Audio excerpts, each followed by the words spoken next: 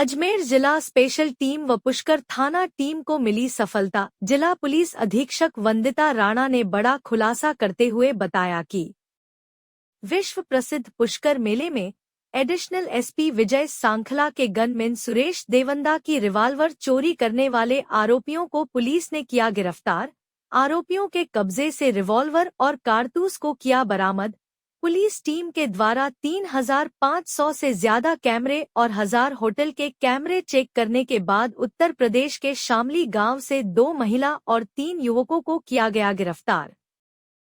लोगों को पता है कि 14 तारीख को एक घटना हुई जिसमें हमारे जो एक एडिशनल एसपी हैं उनके गनमैन की जो पिस्टल है वो किसी के द्वारा चोरी कर ली गई थी पुष्कर मेले के दौरान। इस घटना पर पुलिस जो है त्वरित कार्रवाई करते हुए तभी से काफ़ी मेहनत से टीमें गठित करके काम कर रही थी। इसी के अंदर आज इस घटना का खुलासा किया जा रहा है। इसमें मेले में ये 5 लोग आए थे जिनमें 2 महिलाएं हैं, 3 पुरुष हैं। ये लोग शामली उत्तर प्रदेश के रहने वाले हैं और ये इसी प्रकार के कामों में संलिप्त रहते हैं। जगह जगह जाते हैं और अलग अलग मेले प्रकार की जगहों पर जाकर और वहाँ पे चोरी चकारी टाइप की वारदातों को अंजाम देते हैं। इनको तलाश करने के लिए जो हमारी टीम है उसने इतने दिनों तक काफ़ी मेहनत की। थाउजेंड्स में सीसीटीवी कैमरास चेक किए गए और फाइनली उत्तर प्रदेश तक पूरे एमपी से होते हुए इनको ट्रेस किया गया। अब इनको हम लोगों ने गिरफ्तार किया है और इसके साथ साथ जो पिस्टल है मैं कारतूस बरामद की जा चुकी है। क्या मंशा थी मैम? ये चोरी का ही काम करते हैं। इन्होंने इनका जो इंटेंशन जो है बाकी तो और पूछताछ से क्लियर होगा कि ये पिस्टल के साथ क्या करना चाहते थे, पर इनको मौका नहीं मिल पाया उस पिस्टल को यूज़ करने का। पुलिस चारों तरफ प्रेजेंट थी, नाकाबंदी हो रखी थी, तो उस हिसाब से इन्होंने उस पिस्टल को इधर ही छुपा के और उसके बाद ये रवाना हो गए। अब इनकी निशानदेही पर हमने पिस्टल तो बरामद कर ली है। अब इनसे पूछताछ करके ये क्लियर होगा क्या इसके थ्रू ये किसी और घटना को अंजाम देना चाहते थे। इससे पहले सॉरी, एक ही परिवार के? ये परिवार के नहीं है, ये एक ही जगह के रहने वाले हैं, लेकिन अलग अलग लोग हैं, अलग अलग जाति के लोग हैं, एक गैंग के रूप में काम करते हैं। इनका मेले में क्या पिस्टल चुराने के लिए ही आए थे या इन्होंने अचानक गनमैन को देखा कि दूरी नहीं बंधी हुई है कि ये चोरी हो सकती है? देखिए, चोर तो ये हैं और चोरी की फिराक में ये रहते हैं, है ना। तो ये कि केवल इन्होंने इस तरीके से कर ली तो इनके दिमाग में क्या और बातें थी ये हमें अनुसंधान से और भी ज़्यादा समझ में आएगा। लेकिन बेसिकली ये एक गिरोह है जो चोरी का ही काम करता है और जहाँ फिराक लगने की बात है या ढूंढने की बात है, ये तो इस चीज़ के ऊपर नज़र रखते हैं कि किस तरीके से कोई घटना कारित की जा सके और तुरंत काटते हैं। टारगेट था इनका या नहीं, पिस्टल को ये कॉन्शियसली चोरी करके लेके गए हैं, तभी तो पिस्टल कोई ऐसी चीज़ नहीं है जो ऐसे भूल से चोरी हो जाती है। मैम, कहाँ से और कैसे भीड़ के अंदर थे या पहले ही ये सारी वारदात को अंजाम दे दिया गया था? जबकि आप बता रहे हो ये अलग अलग लोग हैं, तो ये संगठित कैसे और कहाँ से? देखिए, ये एज अ संगठन एक साथ मूव कर रहे होते हैं। ये पुष्कर आए भी साथ में थे, इन्होंने पुष्कर छोड़ा भी साथ में है। घटना करते हुए जो है ये भीड़ का हिस्सा बनकर और इनमें से एक आदमी ने मौका मिलते ही इस तरीके से वो जो गनमैन है उसके पिस्टल निकाल ली थी। इनको पकड़ा कहाँ से है मैम? जैसा कि मैंने आपको बताया कि हम इनको शामली उत्तर प्रदेश तक ट्रेस करके लेके गए और फिर वहाँ से लेके आए हैं। इनका जो साजियाबी रिकॉर्ड है वो हम सारा का सारा रिकॉर्ड मंगवा रहे हैं। कुछ रिकॉर्ड हमारे पास अभी प्राप्त हुआ है, हमें पूरा रिकॉर्ड प्राप्त नहीं हुआ है, लेकिन इनके खुद के बताए अनुसार ये बहुत सारी वारदातें कर चुके हैं। तो बाकी रिकॉर्ड आने के बाद एकदम क्लियर हो जाएगा। गन चोरी के दौरान और भी कोई वारदातें करी क्या? जैसा कि मैंने कहा कि हम इनको लेके आए हैं और अब गिरफ्तारी करी है। अब पूछताछ के बाद और क्या चीज़ें इन्होंने करी है ये चीज़ क्लियर। वेपन बरामद कहाँ से हुआ मैम? वेपन इन्होंने यहीं पर हमारे पुष्कर में ये छोड़ के चले गए थे, चारों तरफ नाकाबंदी थी और उसके बाद यहाँ से बरामद किया गया। छोड़ा कहाँ पे? खुली जगह में या कहीं छुपाया था?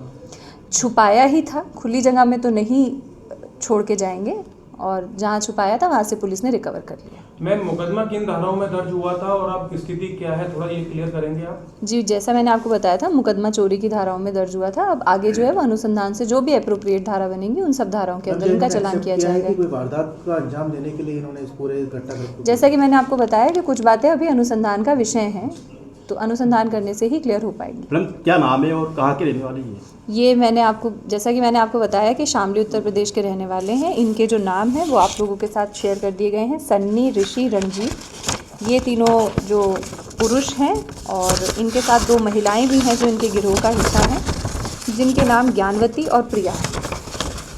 कार्रवाई में किसका विशेष योगदान रहा? कार्रवाई में जो हमारी टीम है उसमें सबसे ज़्यादा विशेष योगदान जो है वो हमारी पूरी टीम का ही, जो हमने आपको प्रेस नोट में दे रखा है। इसके अलावा शंकर जो हेड कांस्टेबल हैं वो हमारी डीएसटी टीम के प्रभारी रहे।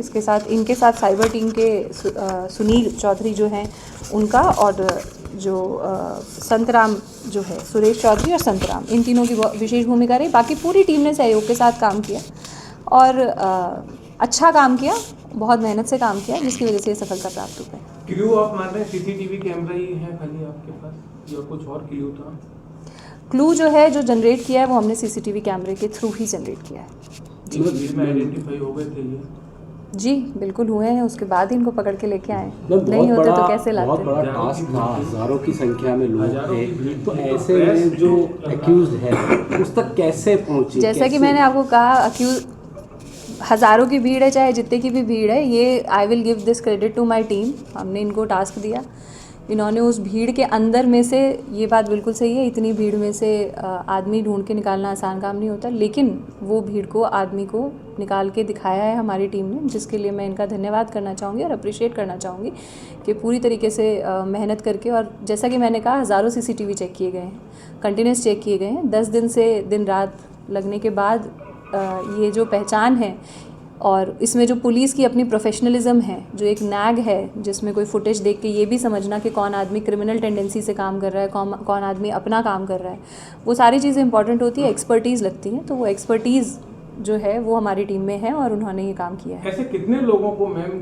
सीसीटीवी कैमरे में आप लोगों ने संदिग्ध माना होगा, क्योंकि पिन पॉइंट तो हम पहुंच नहीं गए होंगे, ऐसे कितने लोग आपके पास आए जिनको आपने रेक्टिफाई किया कि ये 5 ही बच रहे हैं? कई लोगों को हमने संदिग्ध पाया। जब भी हमने किसी को संदिग्ध पाया टीम ने, तो उसको फॉलो अप किया। फिर जब फॉलो अप करने पर ये क्लियर हुआ कि ये आदमी जेन्युइन है, तो उसको एलिमिनेट कर दिया गया, मतलब उसको ड्रॉप कर दिया गया, और फिर दोबारा से टीम ने एफर्ट करने शुरू किए। और इस प्रकार से हमने 5-7 बार कंटिन्यूसली ये मैटर जो है अलग अलग स्टेज पे जाके रिपीट करने के बाद फाइनली हमें एक ऐसी लीड मिली जो हमें क्लियर था कि ये आदमी इस घटना में ज़रूर संलिप्त हैं। जो इनका ओवरऑल बिहेवियर था, जो इनका। अगर आपको हमारा ये वीडियो पसंद आया हो तो इसे लाइक और शेयर जरूर करें, और हाँ, हमें सब्सक्राइब और फॉलो करना न भूलें, ताकि आप अपने क्षेत्र और प्रदेश की कोई खबर मिस न करें। तो जुड़े रहिए हमारे साथ और देखते रहिए आवाज।